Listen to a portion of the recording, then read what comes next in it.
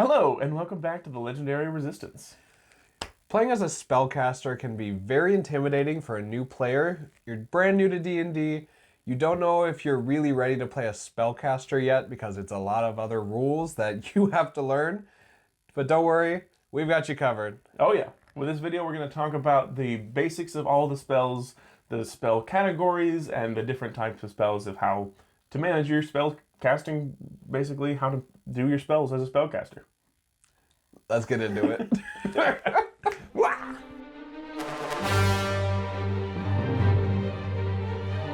So, first question, from the very, very basics of spellcasting, what is magic in D&D? So, It's a good question. we're going to start from the very, very basics. In Dungeons & Dragons, where does magic come from? So the basics of how magic works in proper D&D, without any additional thematicness or any additional whatnot, the magic comes from the weave. The weave of threads of fate and destiny that link the magic of the world together. Now, what is the weave? Yeah, so, and you're going to want to check with your dungeon master beforehand to make sure that magic still works the same way in their world that it does in just standard D&D. But in general, the weave is basically all the magic that exists in existence. And it is on a kind of its own plane of existence, and you're pulling from it as a spellcaster to cast your spells. Different spellcasters are going to pull from it in different ways. Some of them might use a deity, so you're getting your magic from a deity that gets it from the weave. Or additionally, a patron, like in the hells, you make a contract, and that comes from their power. Yep, so maybe it comes from a deity, maybe it comes from a very powerful, like, fae or devil patron, or maybe you're using mathematics to, like, cast spells to pull directly from the weave, like wizards do. Yeah. So, whatever it is that you're doing, we'll get into that later, you're pulling magic from this kind of pool of all of magic in existence. And you're using it to create magical effects here in the world. So, from that standpoint, we're going to go into spells themselves. As you're casting magic, spells can look different ways. There are two types of major spells. Yep. Major differences of spells. These are cantrips and leveled spells. Yep. So a cantrip is going to be a usually more basic spell that can be used as many times as you want. You never run out of uses of a cantrip. You can cast it as much as you want, as little as you want. You can cast it here and there. You can cast it all day. These are spells that are always in your arsenal to cast. These are spells like guidance, they're like firebolt, there's like poison spray. These are typically minor spells with lesser effects. There's even, like, my favorite one and most thematic one is Prestidigitation. It allows for simply a minor effect that creates anything, and it's done. It's one of the most basic spells, so almost everyone you could perform it and everybody would be like, oh look, it's a regular old spell. Yeah, so you're going to get a couple cantrips at level 1 as a spellcaster, and those are going to be your cantrips for a long time. So pick ones that you want, look through your list that you have as available to you, pick ones that you think you're really going to like because you're stuck with them for a while, and you're not going to get a new one for a bit. These also level up when your character levels up. I believe the numbers are when you reach level 5, level 11, and level 17. Yep. Each one gains additionally more magic, more damage. Most of them, yeah. Most of your damaging spells. Yeah, so those are cantrips. Then we have leveled spells. So leveled spells are leveled 1 through 9, and you get access to higher levels as you become stronger and you level up. But these spells basically are leveled based on their power, and you can cast them with something called spell slots. Right. This matters differently between different spellcasters. Sometimes, like warlocks, only have 2 that always go up with their level, or 3 or 4, whatever level they are at. Yeah. But the way that you cast them is you can only cast them and then they're gone for the rest of the day, or until you long rest. Most of these. Yep. So spell slots are essentially the number of spells that you can cast at each level in a given period of time.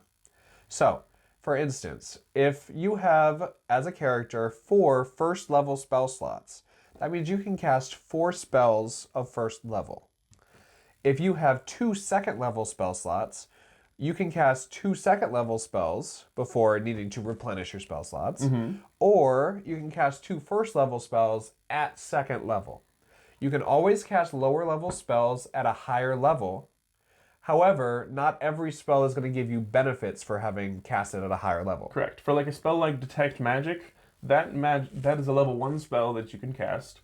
And you can cast it and it does the effect. And if you upcast it, like cast it with it's called when you cast it with a level 2 spell slot, no additional effects happen. It just expends the second level spell slot instead of the first.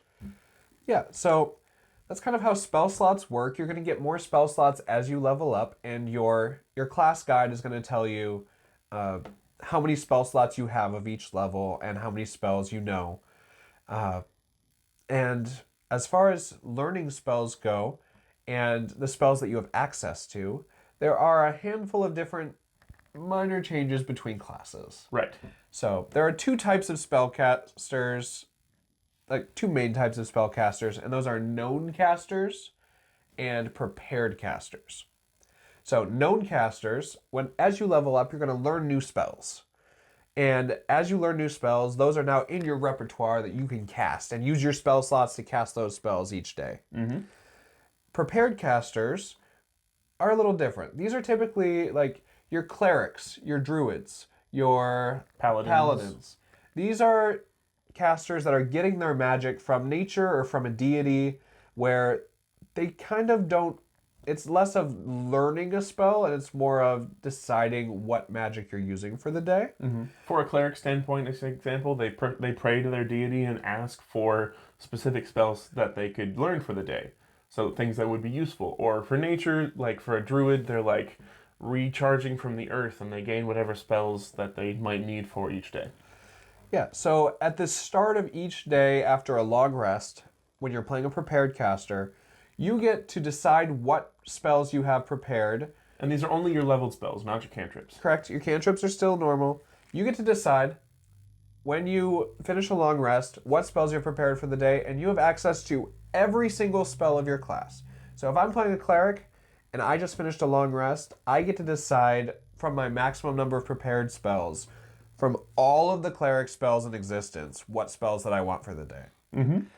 For example, like if you're in a more less combat session, you could like unprepare Revivify and reprepare I don't know, Suggestion or something. I don't actually know what the thematic spell would be for a cantrip or for a cleric. Anyway, yeah, these are very fun classes because they offer more diversity in your spells and you can prepare what you need for the day. However, this is also why these classes are typically seen as more advanced classes when it comes to new players.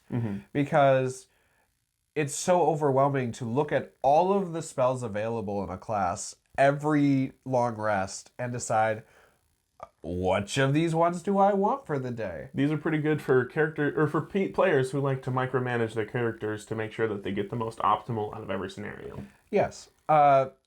If all that's overwhelming to you, you can play a known caster. So these are things like your bards, rangers, sorcerers, and to an extent warlocks. Right. Yeah.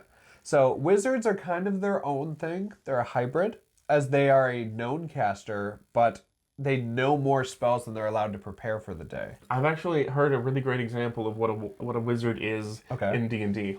Wizards, imagine them as Pokemon trainers. That they go out into the world and they find the spells and they claim the spells as their own, but they can only carry a certain number of spells on them per day. So they pick and choose which spells they want to take with them for the day that they have in their repertoire, but they can go out and find other spells, say like in an ancient tomb or in a knowledge factory or or something like that. So I like to think of wizards as essentially Pokemon wizards. Yeah, and they store all of these spells written down in their spell book, but they can only prepare a certain number per day, and then they can change from the spells in their spell book every day. So it's like a prepared caster, only you only have access to all the spells in your spell book. Yes. So if you want to be a prepared caster, but it's too much to look at all the spells, be a wizard. Yeah. All right, so that's kind of the rundown of spell slots, spell levels, and how to prepare spells. Oh, I think something we forgot to mention was for known casters such as like sorcerers and rangers and bards, they can change spells on level ups. That's one important thing. Yep. All of this is covered very much in the player's handbook. Yep. So your class will say specifically when you get your spell slots back, when you get to change your prepared spells and your known spells. Read through your specific class. However, on page 235 of the new book or page 201 of the old player handbook, for 5th edition. Right. It'll Best edition. It'll talk about spell casting in general, and it'll go over everything that we're talking about now with spell levels, spell slots, how everything is casted, how everything is prepared. Or cast, I guess. Not casted. Yeah, so going into a bit more of the nitty-gritty now, there are a couple types of spells. And there are a lot of types of spells. Oh, yeah. However, there are two broad categories of spells, and that is three main broad categories of spells. First, there are spells that take effect as soon as you cast them. So these can be things that change your environment or make you invisible. Immediate spells. Like, I cast invisibility, I go invisible. These are also typically the more combat-related spells. Yep.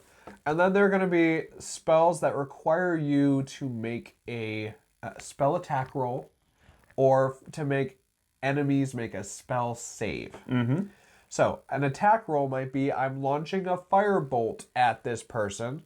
I have to hit them. So you're going to roll an attack roll similar to how you would with a bow or a sword. To calculate what your modifier is for this, because you roll d20 and you add your modifier. Like, okay, what's my modifier? So first you add your spellcasting ability modifier. So for druids, it's wisdom. For bards and sorcerers and warlocks, it's charisma. And clerics is also wizard. Or clerics is also wisdom. And wizard is intelligence. Woo! Hashtag It's the only intelligence caster.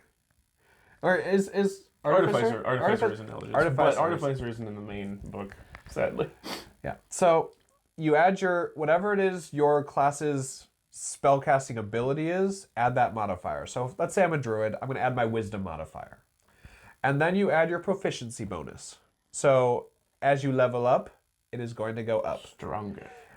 So at your low levels, it's going to be +2. So let's say my wisdom is +4, my proficiency bonus is +2, and I'm shooting a firebolt at an enemy. I roll a 14, I'm adding 4 + 2. So I'm at Math. 20. Yep. And so I will tell my dungeon master that I roll a 20 to hit, and he will tell me if it hits it. It's AC. Pretty simple, just your ability modifier plus your proficiency bonus, just like you would with a sword, only it's strength or dex with a sword. Yeah. So when I cast something that requires a save, this is usually something where they need to dodge it or they need to try and resist a mental effect. The spells say against your spell save DC. And the way you calculate your spell save DC is it's your ability modifier plus your casting ability modifier as well. So it's 8 plus your casting ability modifier plus your proficiency bonus. So this way it's 8 plus your 4 for your other thing, so 12 plus your proficiency bonus, which was 2, so that is a 16. Yep. So it's just your casting ability modifier plus 8. Yep. So it's going to be a little bit higher, but it's a static ability that they have to try and roll to beat. Yep. So if I cast a fireball, Michael here has to make a dex save because I'm casting fireball in this small room. So he's going to add 8 plus his proficiency bonus plus his... What is your dex mod? I would say it's a 10. I don't think I'm high on dex. It's average. It's nice. It's plus 0. Might be 9, but hey, so let's see if I pass. I rolled a 10. What level am I? I don't even know what my casting modifier is, so... All right. Yeah, so that's kind of the two types of checks or ability modifiers that you're going to have to know in your casting situation. Yeah. All right, getting further into the nitty gritty, we're not going to get into detail on this because it's a lot of detail in the book. But there are casting times and costs. So every spell is going to say exactly what it does under the spell itself. It's going to say whether it takes effect instantly or how long it takes to cast it. It also describes the duration of how long a spell will last, or if it's an instantaneous effect and once and done, and if it requires concentration. And every spell is going to have some sort of component. There are 3 types of components in D&D. One is vocal. This is you need to make a sound with your mouth in order to cast this spell. One is somatic, which is it has hand motions that you have to be able to do in order to cast the spell. And the other is material. So you can do this with a bag of spell crafting materials that you have on your person, and usually we assume you just have on your person. Or you can have a spellcasting focus and no longer need those materials. So this could be like your holy symbol as a cleric, or your staff as a druid or a wizard. Whatever it is, those are the components of spells.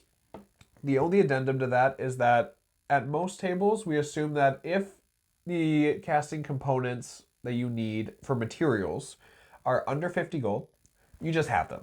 It's just like you have those on your person, you would have already purchased them. It's a way that you don't have to like micromanage exactly what every character has and everything like that. You don't have to say, I go into town and specifically buy these things. It's just a way of saving time. But if you have something like casting a Revivify spell takes 300 gold, 500 gold? 300 gold worth of diamonds. Yeah, so that is the kind of thing that you would need to tell your players, you'll need to buy this in order to accomplish this because it's more expensive and because we can't be casting Revivify left and right. And it uses up those diamonds. Yes. So keep in mind that some spells have expensive components, and for those ones, you're going to need to go get those components. Yep, and sometimes the components aren't consumed and sometimes they are. So like a Revivify spell, they are consumed, but for like Identify. a scrying Identify as well, you need an orb of like 100 or so gold. I think it's a pearl. Pearl. 100 gold pearl. It doesn't use up the pearl. Yep. You can just use it. Clink. So yeah. Yeah. That's basically all of our intro to spellcasting. That's where magic comes from. Cantrips, leveled spells, preparing spells, and yeah, if you have any questions, we're going to get into further advanced spellcasting in a future video where we talk about like, a little more nitty-gritty of here's what you do in combat. Advice and stuff for what you could be for your most ideal character. Yeah, but this is kind of an intro so that as you read through all these topics in the book, they don't seem quite so overwhelming to you. Oh yeah. Yeah. Well, see you next time. Stay resistant. Bye.